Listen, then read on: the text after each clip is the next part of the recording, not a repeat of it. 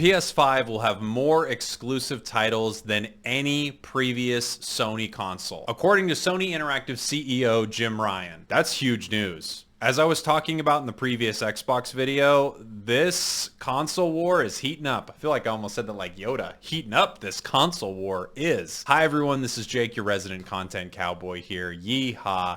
And oh boy, I love it when Sony and Microsoft want to compete with each other because all it means is more for us. More exclusives from Sony, more Game Pass from Microsoft. Like, bring it on. You guys duke it out. Do whatever you want to make the situation even better for your consumers. As you see behind me, I'm a fan of both, and I'm excited to see more and more games come to these consoles. I'll take you over to the article here in 1 second. But first, on a very sincere note, I don't know why I'm saying it not sincere. Seriously, I'm very close to 1,000 subs. So if you find it in your heart to click that sub button, it's free to you and it means a lot to me. I'd really appreciate it. Let's get into this article and talk about what this could mean for Sony.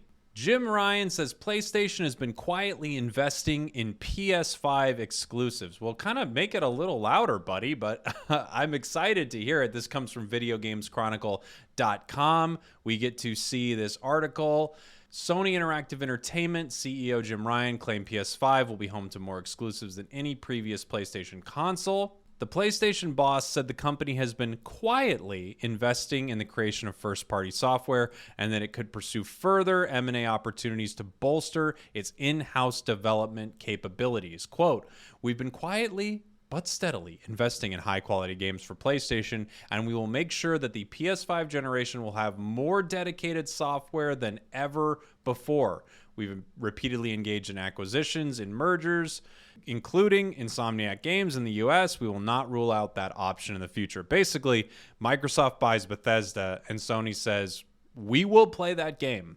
Pardon the pun with gaming, but we'll do it. We'll go back and forth with you. We will get more exclusive games. And what this means is these two consoles are going to fight for dominance. And when they are fighting, the winner is the gamers. They can't go ahead and put in some weird functionality that makes it harder to play games on their console or costs more money if their competitor doesn't. So I love that these two are trying to win our business. Guerrilla's Horizon Forbidden West is slated for release in late 2021. I can't wait, by the way, because after recently playing Horizon Zero Dawn, kind of for the first time, I bounced off it when I first played it, and then I came back to it years and years later, and I played it on my PS5, actually.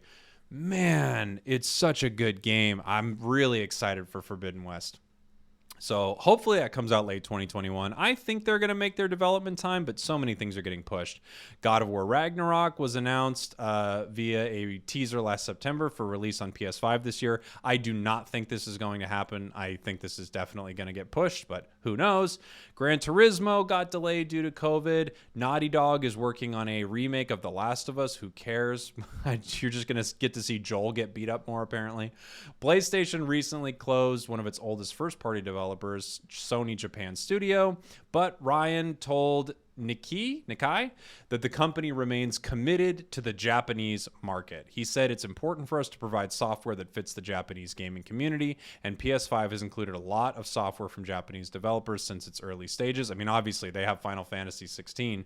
We will continue to strengthen our ties with Japanese developers and release content for PS5 that fits the Japanese market. He also briefly talks about why it was hard to get PS5s. I don't know if anyone needs to know this, but obviously supply chains were destroyed due to COVID.